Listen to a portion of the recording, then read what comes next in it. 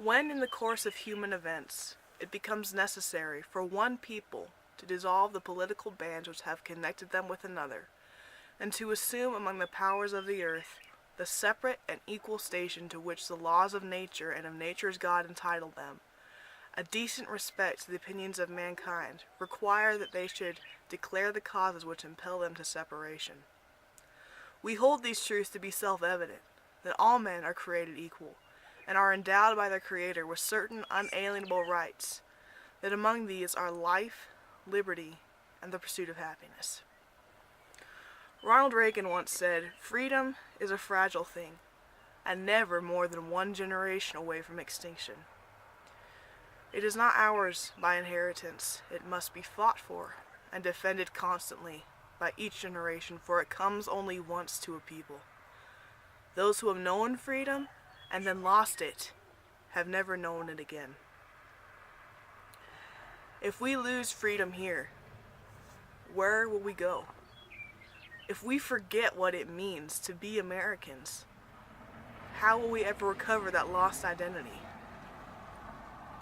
And so with this in mind, I present to you Paul Revere's Ride by Henry Wadsworth Longfellow. Listen, my children, and you shall hear of the midnight ride of Paul Revere. On the 18th of April in 75, hardly a man is now alive who remembers that famous day and year. He said to his friend, if the British march, by land or sea from the town tonight, hang a lantern aloft in the belfry arch of the North Church Tower as a signal light. One if by land and two if by sea, and I on the opposite shore will be, ready to ride and spread the alarm through every Middlesex village and farm, for the country folk to be up and to arm. Then he said good night, and with muffled oar, silently rowed to the Charlestown shore, just as the moon rose over the bay, where swinging wide to her moorings lay the Somerset, British man of war. A phantom ship, with each mast and spar across the moon like a prison bar, and a huge black hulk that was magnified by its own reflection in the tide. Meanwhile his friend, through alley and street, wanders and watches with eager ears, till in the silence around him he hears the muster of men at the barrack door, the sound of arms and the tramp of feet, and the measured tread of the grenadiers, marching down to their boats on the shore. Then he climbed the tower of the old North Church, by the wooden stairs with stealthy tread, to the belfry chamber overhead, and startled the pigeons from their perch on the somber rafters that round him made masses and moving shapes of shade. By the trembling ladder steep and tall, to the highest window in the wall, where he paused to listen and look down a moment on the roofs of the town, and the moonlight flowing over all.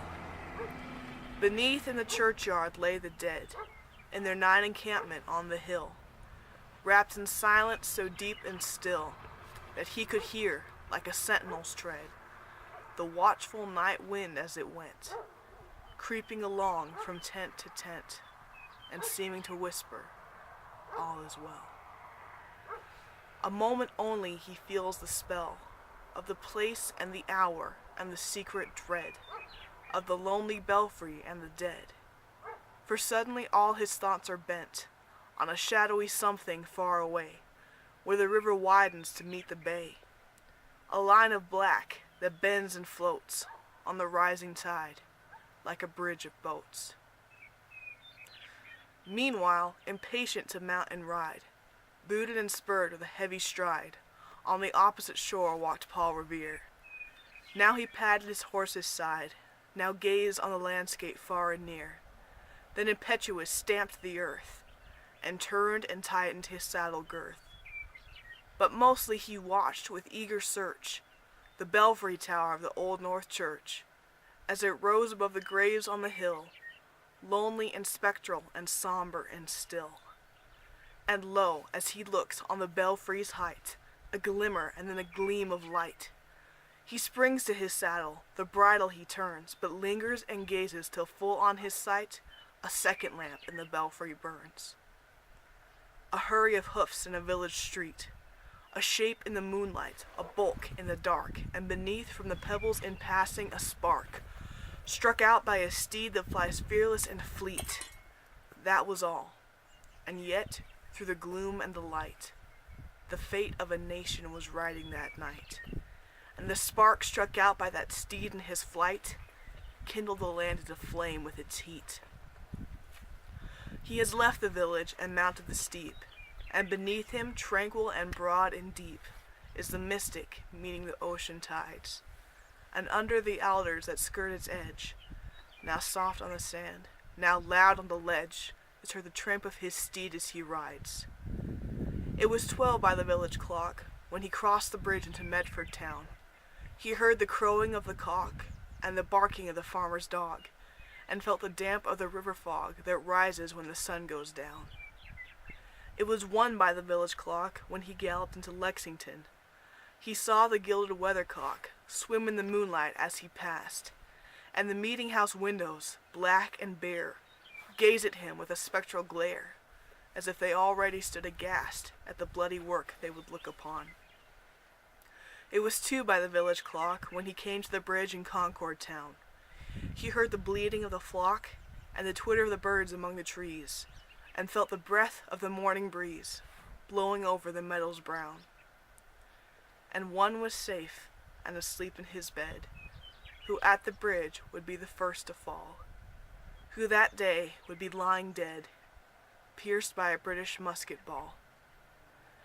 You know the rest, in the books you've read, how the British regulars fired and fled, how the farmers gave them ball for ball from behind each fence and farmyard wall, chasing the redcoats down the lane, then crossing the fields to emerge again, under the trees at the turn of the road, and only pausing to fire and load.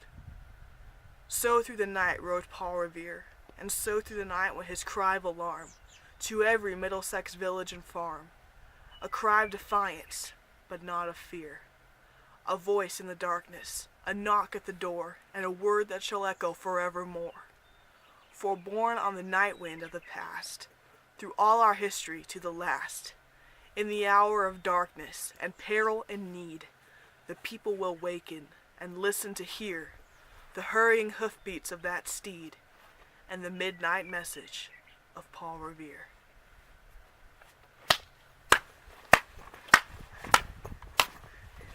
And she wasn't cheating. I've had her phone the whole time. And stay tuned for bloopers.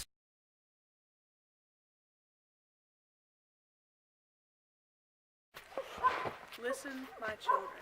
And wait, start it over. Give me a warning before you start it like last time. Abby, I can trim it. And I don't care. Just... It's recording. Get your stuff done and go. I'll trim it later. I'm gonna do another skit. See my phone, can you? I'm gonna do another skit where I'm just like this. You don't shut up fast. I know you can't see your phone. Paul Revere's Ride. Paul Revere. Sorry, go. Paul Revere's Ride. You coughed! Stop! Yep, good. Alright, oh, wait. Okay, shoot. Oranges are delicious. Say it a little louder. Oranges! Abby, for real. Delicious. For real. Just say like, talk like I'm talking to you. Oranges are delicious. Slightly louder. Oranges are delicious. Right on.